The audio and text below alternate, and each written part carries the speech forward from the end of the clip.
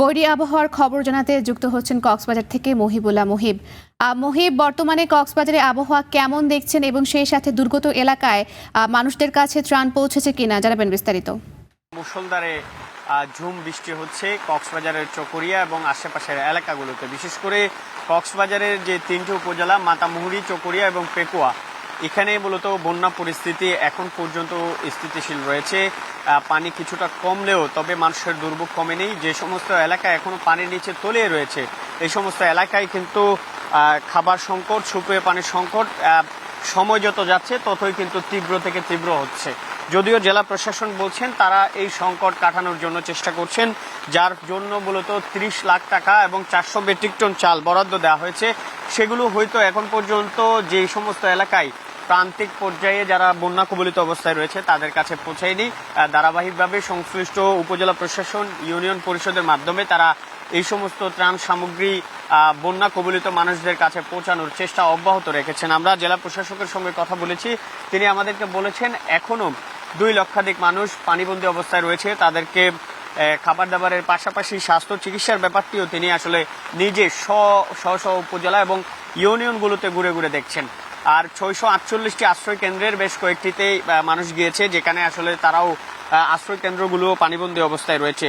ফারিয়া, আরেকটি বিষয় জানিয়ে রাখতে চাই, যেহেতু পাহাড় ধসের আশঙ্কার কথা বলা হয়েছে, গতকাল রাতেও কক্সবাজারে পাহাড় ধসে এক গৃহবধূর মৃত্যু হয়েছে। এখন পর্যন্ত আসলে পাহাড় ধস এবং বানের পানিতে অন্তত ২৬ জনের মৃত্যু হলো কক্সবাজারে গেল এক সপ্তাহে। আসলে মৃত্যু যেমন হচ্ছে, স্বজন যেমন হারাচ্ছে মানুষ, তেমনি তাদের বাসস্থান এবং আশেপাশের এলাকাগুলোতেও তারা চরম দুর্বিষহ জীবনযাপন করছেন। অনেককে আমরা দেখেছি রেল লাইনের উপর এসে তাঁবুতে থাকতে দেখেছি। এই সমস্ত বিষয়গুলো নিয়ে জেলা প্রশাসক ধারাবাহিকভাবে আমাদেরকে তথ্যগুলো জানাচ্ছেন। বিশেষ করে আজকের আবহাওয়াটা আরও বেশি শঙ্কার, এবং ঝুম বৃষ্টি যদি হয় লাগাতার বা টানা বৃষ্টি যদি হয়, সেক্ষেত্রে আবারও বন্যা পরিস্থিতির অবনতি হবার শঙ্কায় রয়েছেন এখানকার অন্তত ১০ লক্ষাধিক মানুষ। যেহেতু নতুন নতুন কয়েকটি ইউনিয়নে পানি ঢুকেছে, সেই হিসাবে আসলে ধারণা করা হচ্ছে যদি টানা বৃষ্টি অব্যাহত থাকে তাহলে আরও বন্যা পরিস্থিতির আরও অবনতি হবার আশঙ্কা করছেন আবহাওয়াবিদ এবং স্থানীয়রা। ফারিয়া, এই ছিল আমার কাছে কক্সবাজারের পানিবন্দী মানুষের সর্বশেষ খবরাখবর। মুহিব, আপনাকে অসংখ্য ধন্যবাদ যুক্ত হবার জন্য। দর্শক, এই পর্যায়ে যেতে চাই বান্দরবানে, সেখানে আছেন আকাশ মার্মা।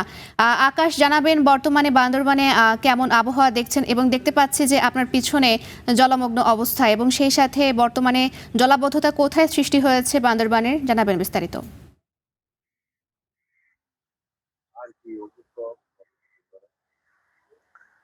যেহেতু গতকাল থেকে ভারী বর্ষণে কিন্তু বান্দরবান পুরো তলিয়ে গিয়েছিল, তা অবনতির দিকে এখন প্রায় উন্নত দিকের বলা চলে। কেননা গতকাল রাত থেকে আজকে সকাল পর্যন্ত কোনো বৃষ্টি হয়নি না, যার ফলে পানি গতকাল থেকে কিছুটা কমতে শুরু করেছে।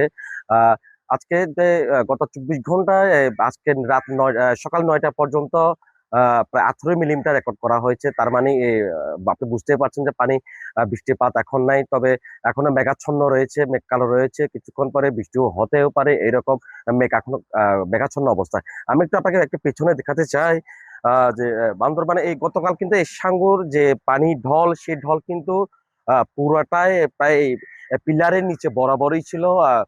এর কারণে যেসব নিম্নাঞ্চল রয়েছে সবগুলো বিভিন্ন অংশ তলিয়ে গিয়েছিল। একই সাথে যেসব কার্যালয় রয়েছে, একই সাথে যেসব নতুন নতুন স্থান রয়েছে, সেখানে সব পানি ঢুকে কিন্তু পানি বন্দী ছিল। গতকাল যেহেতু রাতে কিন্তু বৃষ্টি পড়ে নাই, এই ফলে যেসব এখানে পানি বন্দী ছিল সেসব স্থানে কিন্তু পানি কমতে শুরু করেছে। একটা যে জানিয়ে রাখি যে বান্দরবানে যেসব বন্যা ক্ষতিগ্রস্তদের পাশে যারা বানবাসী রয়েছে তাদের পাশে প্রশাসন থেকে শুরু করে রাজনৈতিক যারা কর্মীরা রয়েছে তারা কিন্তু তাদেরকে খাবার দিয়ে যাচ্ছে। পাশাপাশি বিভিন্ন সংগঠন রয়েছে, সেই সব সংগঠনও তারা খাবার দিয়ে যাচ্ছে। এর ফলে যারা বানবাসী রয়েছে তারা কিছুটা স্বস্তিতে আছেন। তবে বানবাসীদের একটা অভিযোগ রয়েছে, সেটা হচ্ছে কি যারা আশ্রয় কেন্দ্রে আশ্রয় নিয়েছেন তাদের আশেপাশে যে মশার যে উপক্রম সেটা কিন্তু তারা বাড়তেছে। একই সাথে তারা বলছে যে যে বিশুদ্ধ পানিও তারা পাচ্ছে, অথচ যে ওষুধ কিংবা স্যালাইন তারা পাচ্ছে না বলে আমাদেরকে একটা জিনিস জানিয়েছে।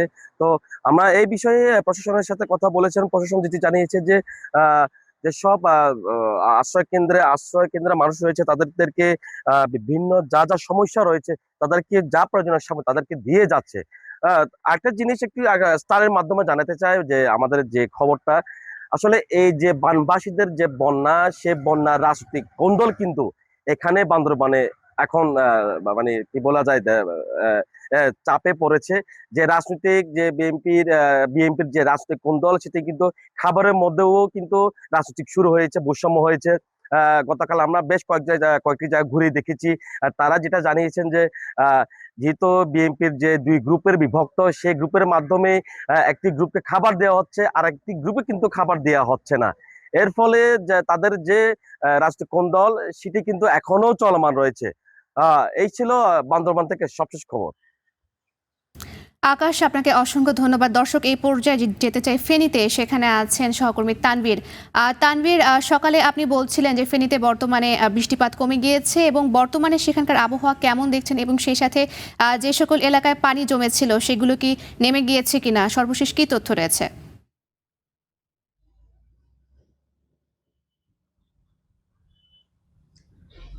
ধন্যবাদ ফারিয়া। আসলে ফেনীর একটু আগে আমি আবহাওয়া অফিসে কথা বলেছিলাম। আবহাওয়া অফিস থেকে আমাকে জানানো হয়েছে ফেনীতে আরও দুদিন আসলে মাঝারি থেকে হালকা ধরনের যে বৃষ্টি সেটি অব্যাহত থাকতে পারে। তবে গতকাল বিকেল থেকে আমরা দেখেছি ফেনীতে কোনো বৃষ্টিপাত হচ্ছে না। এছাড়াও আমরা দেখি আসলে ফেনীর যে মুহুরী, কহুয়া, সিলোনিয়া নদী আছে, এই নদীগুলোতে এখনও ত্রুটিপূর্ণ বেশ কিছু বাঁধ আছে। ফেনীতে আসলে অতিমাত্রার বৃষ্টি হলেও এই সমস্ত নদীতে আসলে যে পানি সেটি তেমন একটা বাড়ে না। এই সমস্ত নদীর পানি বাড়ার একমাত্র কারণ হচ্ছে ভারতের অর্থাৎ উজানে বৃষ্টি হলে, যেমন বিলোনিয়া, এই সাবরুম, এই সমস্ত এলাকায় যখন আসলে অতিমাত্রার বৃষ্টি হয় তখন আমরা দেখি যে ফেনীর এই যে নদ নদীগুলো আছে এগুলোতে পানি বেড়ে যায় এবং ত্রুটিপূর্ণ যে সমস্ত বাঁধগুলো আছে সেগুলো আসলে ভেঙে প্লাবিত হয় নিম্নাঞ্চল। আপনি যেমনটা বলছিলেন, নিম্নাঞ্চল কিছু কিছু নিম্নাঞ্চলে আসলে মুহুরী নদীর পানি উঠেছিল, সেগুলো এরই মধ্যে আসলে নেমে গেছে। এছাড়াও আমরা আরেকটি তথ্য আপনাদেরকে জানিয়ে দিতে চাই, ফেনীর মানুষকে আসলে বন্যা থেকে বাঁচাতে একনেকে 1,500 কোটি টাকার একটি আসলে প্রকল্প বাস্তবায়ন হয়েছে। এখানকার স্থানীয়রা দাবি তুলেছে এই প্রকল্পটি যাতে সেনাবাহিনীর আওতায় কাজ হয়, শক্তপোক্ত একটি বাঁধ তারা চাচ্ছে। তারা বলছে আসলে চিড়া মুড়ি এগুলো তাদের আর প্রয়োজন নেই, তারা একটি বাঁধ চায়, বন্যা থেকে বাঁচতে চায়। 2024 এবং 25 সালের বন্যায় আসলে 4,000 কোটি টাকার অধিক বেশি এখানে ক্ষতিগ্রস্ত হয়েছে। পাশাপাশি আরও একটি তথ্য আপনাদেরকে জানিয়ে রাখতে চাই, সেটি হচ্ছে টানা বৃষ্টিতে এখানকার যারা কৃষক, যারা মাঠে ফসল ফলিয়েছিল, বিভিন্ন সবজি ফলিয়েছিল, সেগুলো কিন্তু ইতিমধ্যেই নষ্ট হয়ে গেছে। এছাড়াও টানা বৃষ্টিতে আমরা দেখেছি জ্বর, সর্দি, কাশিতে যে সমস্ত ছোট ছোট শিশুরা আছে, বৃদ্ধরা আছে, ফেনী সদর হাসপাতালে রোগীর সংখ্যাটাও আসলে অনেকাংশে বেড়েছে। সবকিছু মিলিয়ে ফেনীর আবহাওয়া অফিস এবং পানি উন্নয়ন বোর্ড যে তথ্য দিয়েছে, এখন পানি উন্নয়ন বোর্ড থেকে একটু আগে আমি কথা বলে যে তথ্য পেয়েছি সেটি হচ্ছে মুহুরী নদীর 2 মিটার নিচ দিয়ে এই মুহূর্তে বিপদসীমার নিচ দিয়ে পানি প্রবাহিত হচ্ছে। এটি সকাল 9:30 তিনি আমাদেরকে জানিয়েছে। তো সবকিছু মিলিয়ে এখনো পর্যন্ত ফেনীর যে বন্যা পরিস্থিতি, আবহাওয়া অফিস এবং পানি উন্নয়ন বোর্ড থেকে বলা চলে আমাদেরকে আসলে সুখবরই দিয়েছে। পানি কমতে শুরু করেছে এবং বৃষ্টিরও তেমন একটা সম্ভাবনা নেই বলে জানিয়েছে আসলে আবহাওয়া অধিদপ্তর। তো এই ছিল ফেনী থেকে আমার হাতে থাকা বন্যা পরিস্থিতির সর্বশেষ। ফারিয়া। তানভীর, আপনাকে অসংখ্য ধন্যবাদ। দর্শক, দেশের বিভিন্ন স্থানে বৃষ্টিপাত হচ্ছে, যদিও চট্টগ্রামে ধীরে ধীরে কমতে শুরু করেছে বন্যার পানি, দৃশ্যমান হচ্ছে বন্যার ক্ষত, এবং এই বিষয়ে আরও জানাতে বাঁশখালী থেকে যুক্ত হচ্ছেন সহকর্মী রুকনউদ্দিন। রুকনউদ্দিন, বর্তমানে চট্টগ্রামের কি চিত্র দেখছেন এবং বন্যায় চট্টগ্রামে কি পরিমাণ মানুষ ক্ষতিগ্রস্ত হয়েছে? ফারিহা, আপনি যেমনটি বলছেন যে আমি বাঁশখালী উপজেলাতে রয়েছি। এখানে আমরা দেখেছিলাম যে গতকাল কিছুটা পানি নেমে গিয়েছিল, কিন্তু আজ সকাল থেকে আবারও যেহেতু ভারী বৃষ্টিপাত হচ্ছে, সেক্ষেত্রে আসলে একটি আশঙ্কা থেকেই যায় যে আবারও এখানকার পানি বাড়তে পারে কিনা। এখানকার কিন্তু অসংখ্য মানুষ ক্ষতিগ্রস্ত হয়েছে এই যে পাহাড়ি ঢল এবং ভারী বর্ষণের ফলে যে বৃষ্টিপাত হচ্ছে সে কারণে। এবং আমরা যেমনটি এখানে জেনেছি, এখানকার স্থানীয় যারা আছে তাদের সাথে কথা বলে যেমনটি জানতে পেরেছি এখানে আসলে যে তারা যে রান্না করে কিছু খাবেন সেরকম ব্যবস্থা নেই, যেহেতু প্রায় ঘরবাড়ি কিন্তু পানির নিচে তলিয়ে গেছে। এবং এখানকার স্থানীয়রা আরেকটি কথা বলছেন, বিভিন্ন জায়গা থেকে যে ত্রাণ এবং উপজেলা প্রশাসন থেকে যে ত্রাণের ব্যবস্থা করা হচ্ছে, যে ত্রাণগুলো আসছে সেগুলো আসলে তাদের যে প্রয়োজনীয়তার তুলনায় কিন্তু অপ্রতুল। এবং তারা বলছেন পর্যাপ্তভাবে সেটি বন্টনের একটি বিষয় রয়েছে, তারা মানে সঠিকভাবে সব জায়গায় আসলে পৌঁছাচ্ছে না আর কি। এবং বিভিন্ন জায়গায় যে দুর্গম এলাকাগুলো রয়েছে, অর্থাৎ রোডের মহাসড়ক যে সড়কটি রয়েছে, মূল সড়কের পাশে যে ঘরবাড়িগুলো আছে সেখানে বিভিন্ন জায়গা থেকে ত্রাণ আসছে, কিন্তু একটু ভিতরে গিয়ে যেই ঘরবাড়িগুলো রয়েছে সেখানে কিন্তু এখনও পর্যন্ত সেরকম ত্রাণ যাচ্ছে না। অর্থাৎ বিভিন্ন জায়গা থেকে যে ত্রাণগুলো আসছে সেই ত্রাণগুলো আসলে তারা পাচ্ছে না। আমরা যদি একটু এখানকার একজনের সাথে কথা বলি, আসলে আপনাদের এখন ঘরবাড়ি কী অবস্থা, কোন পর্যায়ে আছে? এখন মনে করেন আমাদের এখানে 4 নম্বর নির্মাণ বাহাসপাড়া আছে এবং 6 নম্বর ওয়ার্ডে অনেক পানি তো বিশ্বস্ত, অনেক মনে করেন আমাদের এখানে ঘরবাড়ি বলতে তো 50% অলরেডি ভাঙিয়ে গেছে মাটির গলিগুলো, এবং 80% এখন ঘর ঝুঁকিপূর্ণ আছে আর কি। মানুষের চলাচল তো একটু যে কষ্ট খাবার হইতেছে।